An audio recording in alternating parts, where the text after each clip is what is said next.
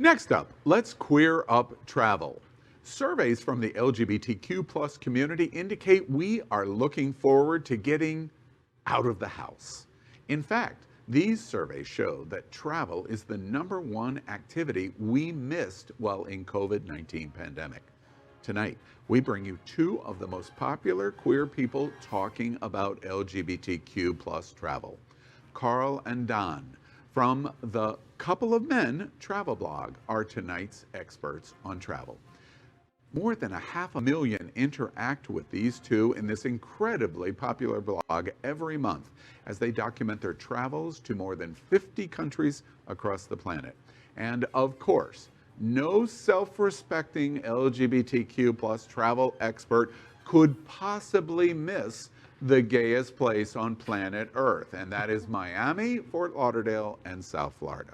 So they're here to talk about queer travel as we welcome Karl and Daan from a Couple of Men travel blog to Queer News Tonight. Gentlemen, welcome to Queer News. Thank you. Very exciting to meet you. You're here traveling across America, and of course, you're ending your visit. You've been here in America for how long? 5 weeks, right? 5 weeks, something like that. And you're ending your last week very appropriately in South Florida. Yes. You know, there's a few LGBTQ people here. We have a few. Here and there, right? yeah. You're running across a few of them. Yeah. Right. So welcome to South Florida and to Queer News Tonight. Tell us about what you've done here in America since you've been here. Where have you been? Yeah, we actually started our trip in New York. So meeting some friends there, and then we went upstate. Dutchess County was our first stop. Yeah. Really beautiful, gorgeous nature. And then we had a flight over the whole country to Las Vegas and attended there a travel convention. First time to Las Vegas? Second Second time. time. Oh, okay. Yeah. All right. Yeah. And from Vegas, we actually traveled to Florida. First stop, Orlando. Of course. Flying to Orlando or driving? Flying, yeah. Okay. I'm First time a to Orlando.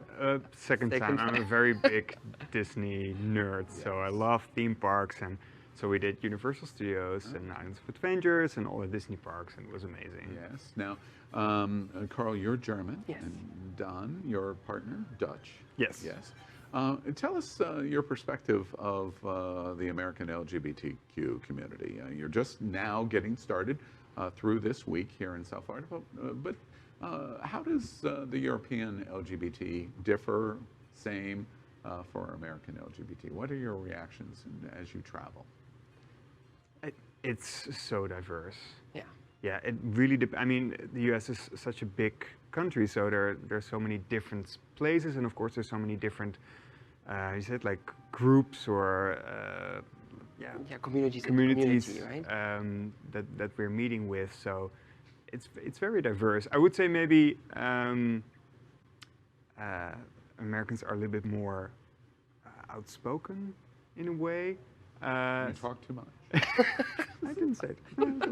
And I'm going to put words in your mouth. There's no question. And I think maybe a little less. How you say it? Like I think especially because like Karl's from Germany, and we actually met in Berlin, and I'm Dutch, so I grew up in Amsterdam.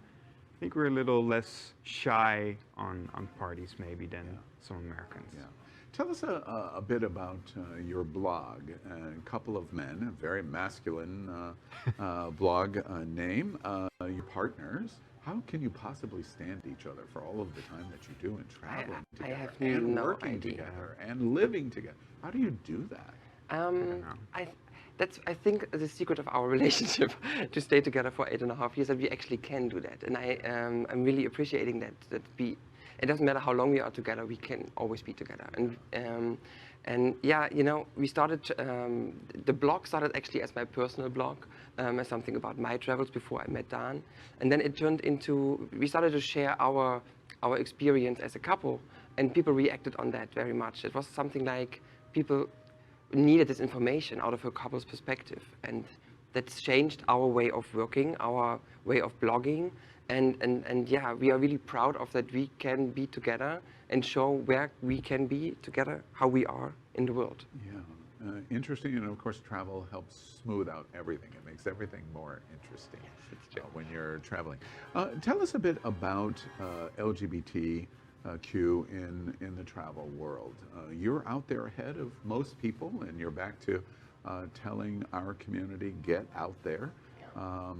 Tell us about that, your passion of why you're doing the blog and what you're trying to accomplish in it.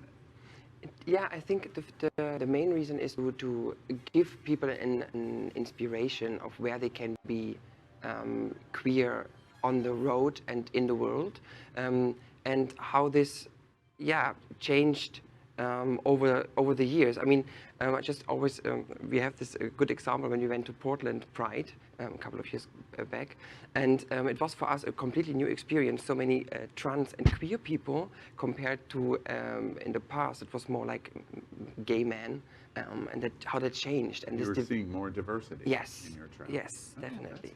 That's a very interesting development what we see, and also the interaction on our social media and our blog is changing. We have a lot of male followers and readers, but it becomes more and more queer, especially on the social media channels. That's an interesting point, because your blog, Couple of Men, you pretty much quickly understand without splashing rainbow colors over it. This is probably queer as it relates to gay. But it's interesting, the broader community of the L's and the B's and the T's and the Q's are starting to embrace. As you're traveling and as you have traveled, where are some of your favorite places for yourself that you would encourage LGBT to visit? I would say, well, actually, there are two places that are our favorites. From a private perspective? From a private perspective, that would be Japan. I loved being there, and Iceland, because the nature in Iceland is something I haven't seen anywhere else yet. And it's so quiet. We were driving around in our little rental car, or actually it was quite a big car because you need a big car in Iceland.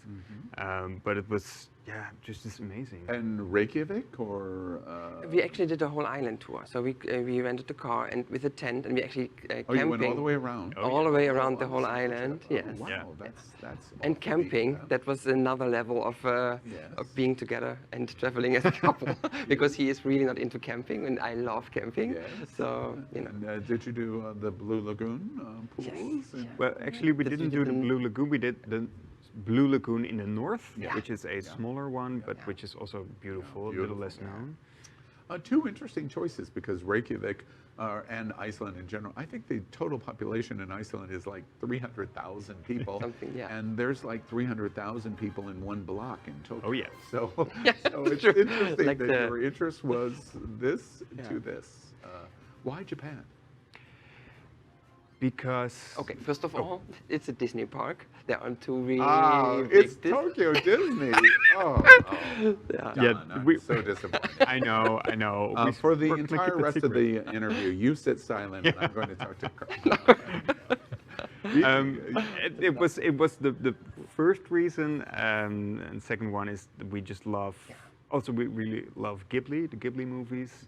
I don't know. There's this sort of different kind of energy there, and I really appreciate how respectful everybody is to each other.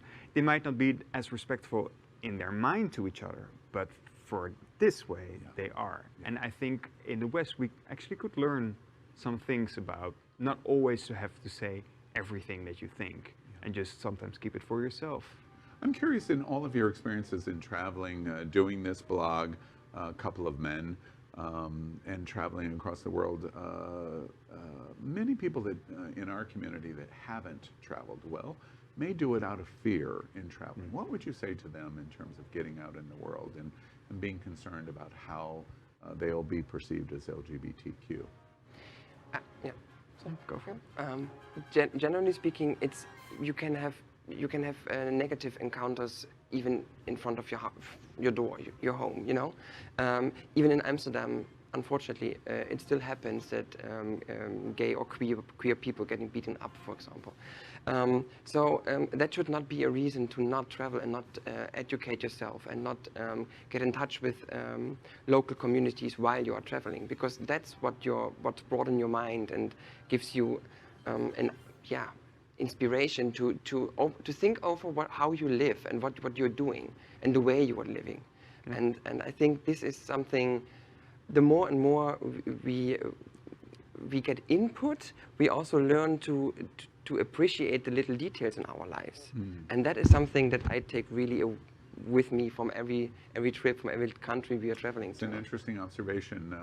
You can face negative things, discrimination in front of your own front door, so you might as well get out in the world. It's a very interesting observation. You came to my attention from Lonely Planet. Yeah. And you were recognized as the two guys in the LGBTQ Crazy. community in travel and Lonely Planet. Yeah. What an impressive achievement that Thank is. you so much. When you heard that news, what did you think about that? It was unbelievable. We thought it was fake. We thought it was Yeah. like, what kind of email scam is No, this? I know every LGBT person listening to this knows Lonely Planet. Yeah. The best in travel as bloggers, but to be recognized as the two bloggers of 2021, the storytellers of the year, that's just an amazing achievement. Just an amazing achievement. Congratulations. Thank you so much. All of your experiences around the world, where do you must get to? Where is there's my bucket list. Where is it going to be? Thinking, If you tell me Newark, I'm going to be really disappointed.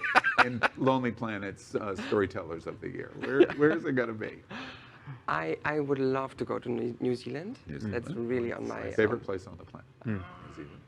That's really I'm looking especially the nature part. Dan mentioned earlier in Japan South Island. that we did in Japan this pilgrimage.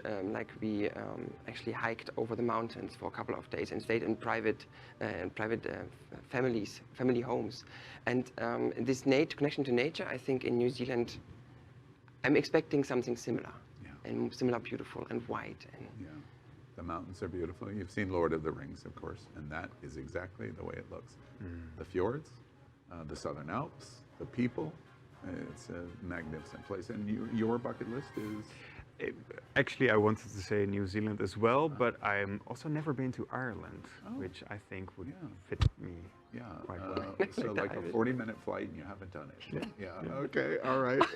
Yeah, sometimes. Reading. I was reading, Don. Before I let you go, tell us about your experience here in South Florida. You've been here for 4 or 5 days now. Tell us, what do you think about South Florida?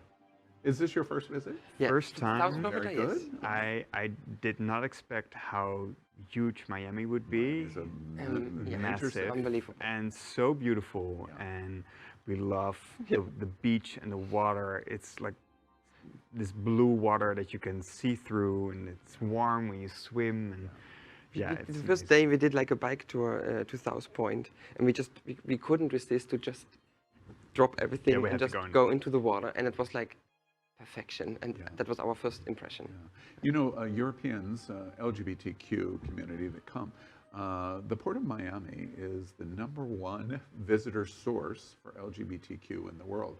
Port Everglades and Fort Lauderdale is #2. So we have a huge number of LGBT that come to South Florida. Obviously, we have so many wonderful attractions and our beaches and our community, etc. But Europeans are always shocked because they see downtown Miami for the first time.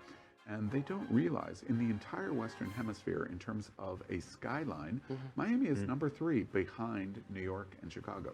Not Los Angeles, not Houston, not San Francisco. It's Miami. It is a stunning city to see. It's absolutely magnificent. Your plans are here through the weekend, so you're going to absolutely go wild and crazy. And It's because it's the end of our trip. Should be a mixture. Yes. So tomorrow we are going to the Everglades. Everglades, And, you see some alligators and Native Americans. I guess so.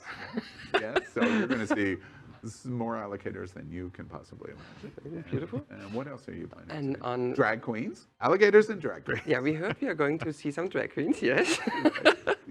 Sunday brunch or two. Right. And on Saturday we are planning to go to we heard there are some gay beaches in Miami. Yeah, and some of them are naked. That's the one. And we have here a German, I so grew up naked at the beach. So FKK is that's Okay. what we do. Well, it's a novelty even still here Yeah. in South Florida. It will not be a novelty to you, but We have to check it out. yes, of course, it's a fact-finding mission. You're doing your work. Exactly, research. It's research. It's research, exactly right.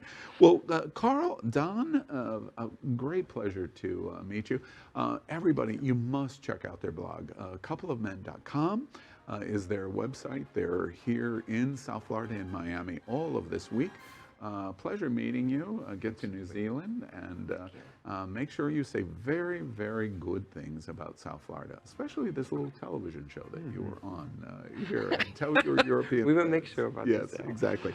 So thank you very much. Very excited to meet both of you. And again, congratulations. The Lonely Planet Story Writers Award is just really an absolute magnificent moment so for much. you. And all of the best in getting out in the world. Thank you. LGBTQ plus news is vital for our community and for the broader world as a whole. We have enough enemies at Fox News.